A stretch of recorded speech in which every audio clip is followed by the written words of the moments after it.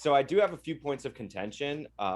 So Sam, it seems like you're referencing critical legal theory or critical Yes. legal studies Well, instead critical of legal studies is the movement out of which critical race yeah, theory, but as it's but it's called, like grows. But but those it's they Just disagree with one me. at a time, but guys. yes, but it is a response to critical like legal studies. Like part of the reasons that Bell and Delgado came up with this discipline is they felt like the legal framework was too narrow to determine. So if you're like vaulting back to law, it seems like you're vaulting back to what like maybe got absorbed because critical legal studies is kind of like not as popular a discipline in academia rather than like what it's expanded to. So that's just like a side point. But the point about the traffic stops that you brought up about the 100 million traffic stops, the disparity, I just want to make this clear, is about 5 to 10%. And sure, it's day and night, but what they don't, or what, if you look at the data sets that come with it, what you'll find is that it's an Excel sheet of like the 100 million traffic stops. It doesn't compare, thus it can't control for like what are the characteristics of the drivers on the road that didn't get pulled over in day versus night, the same way that the New Jersey traffic study did, which it found out that Black people were being pulled over more than their population, but less in terms of their proportion to speed and how much they violated the speed limits. So the study found that they were being pulled over less than you would expect from the number of times they violated the speed limit and the amount they violated by. They were speeding more and more frequently. So like that data is very interesting, but it's traffic stop data that was analyzed after the fact. It wasn't collected for the purpose of the analysis. So it's limited.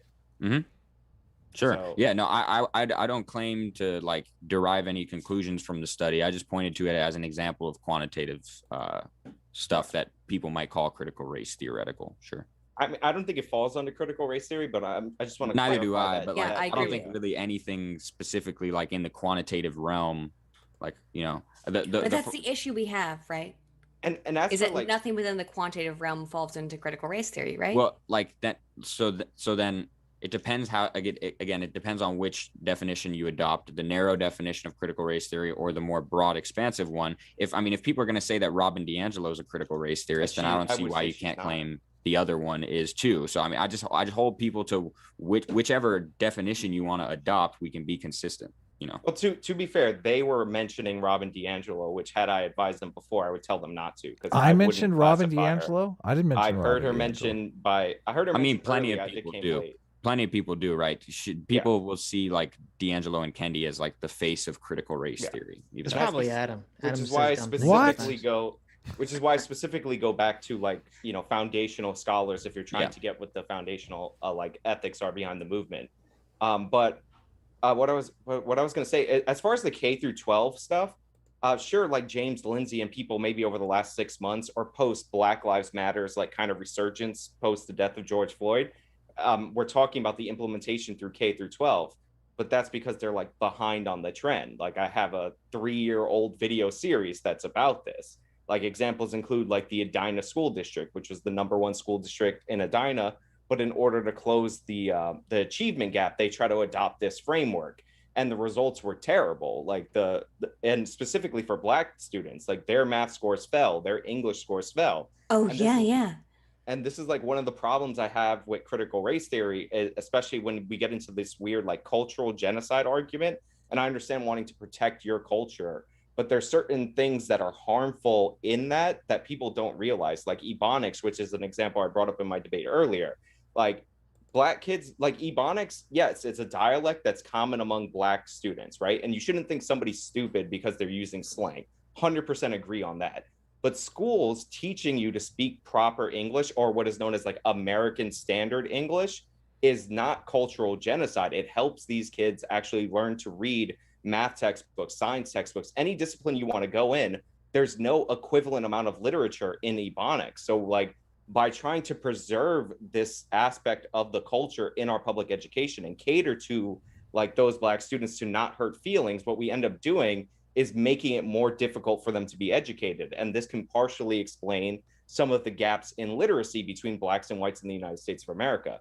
So like there are really negative elements of critical race theory that I don't feel are emphasized. And some of the scholars that advocate for this cultural genocide argument are Patricia Williams, who's a foundational scholar who claimed that teaching proper English is like the modern day Jim Crow. There's also Gary Peller, who has similar thoughts and references her in that regard.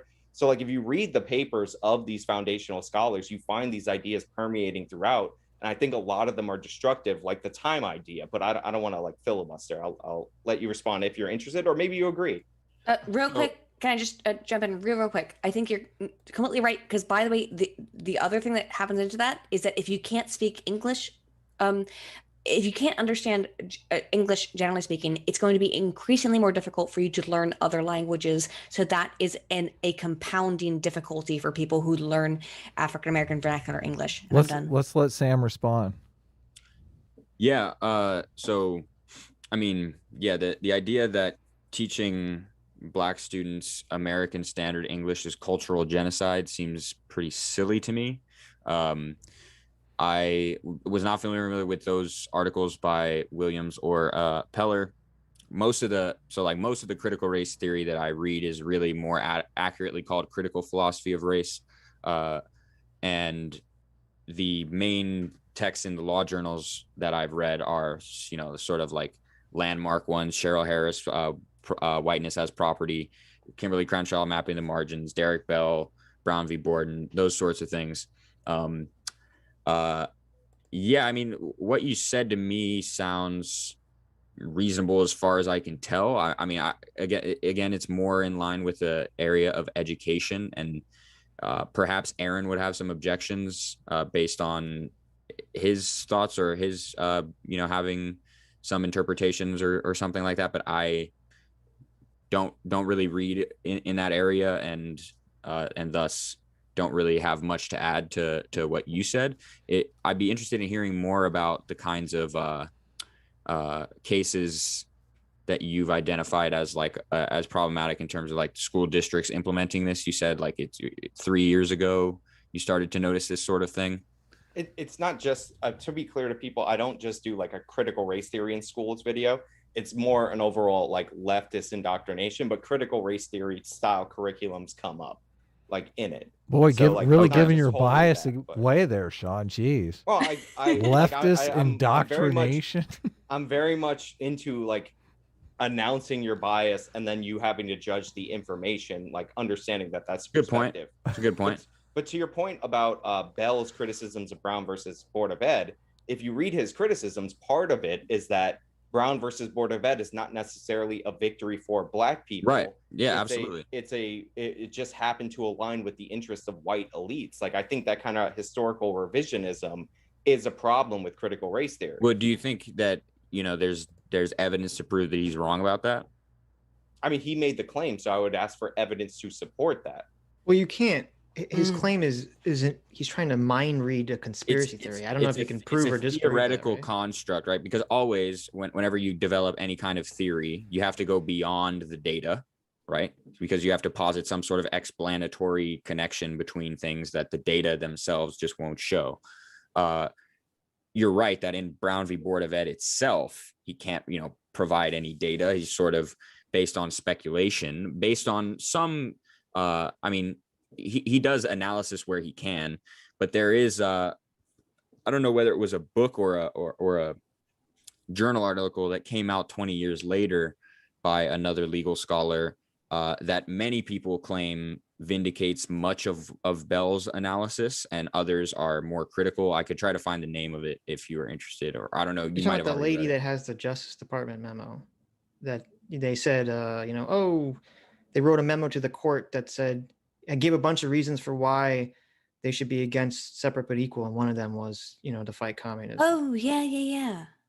Is that what I assume that's what you're referring to? I haven't read the paper itself. All I know is the scholar's commentary on it. So it could be that, yeah. Right. And that sounds familiar, yeah. It's like the way that things are speculated upon and like individual examples are expounded upon, I find it to be very conspiratorial, and like critical race theory scholars, not all, but like significant scholars, have excused conspiracies in the Black community. I gave examples of this in my like discussion with Destiny and Riley, but like it would be like if I were to say, based on a Derek Bell interview where he said that he talked to the first Black federal judge and told him he wanted to work in civil rights law, and that judge told him you're 20 years too late. You're after Brown versus Board of Education. And then he goes on to develop critical race theory, and he starts criticizing Brown versus Board of Education. If I were to just say that the reason he was criticizing that is because it happened before his time, and he studied all this time for nothing because he thought he was going to do landmark cases, like that's like the equivalent to some of like the speculation and conspiracy theorizing I see in critical race theory scholarship. But so, I mean, to be clear, the hypothetical you're exploring here is you saying what?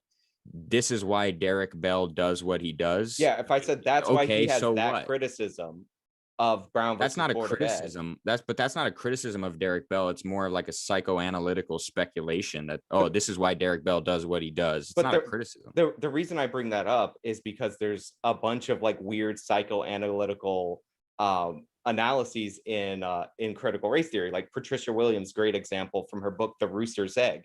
She talks about going into one 5 and dime store and finding a black doll on sale as compared to a white doll. Yeah. And then she goes up to the front and the clerk is black. And she's like, this is how capitalism enforces the devaluation of black people. And it if that's her argument, it's a shitty argument. But I'm just saying, like, I can make up weird speculation as well and base it on like one factoid and then move on. And I find that common in critical race theory scholarship. This is the whole issue with critical cultural scholarship. As I mentioned before, when you don't have to prove anything via qualitative or quantitative methodology, then you can just kind of make stuff like that up and people will take it seriously because your lived experiences, or however you want to describe that, are considered to be valid. And that is my concern with this type of scholarship. When it comes to any scholarship that asserts purely on the authority of lived experience that X is the case, then I'm going to be skeptical of it and I'm not going to celebrate that stuff. I'm really happy to hear that. Thank you. Yeah.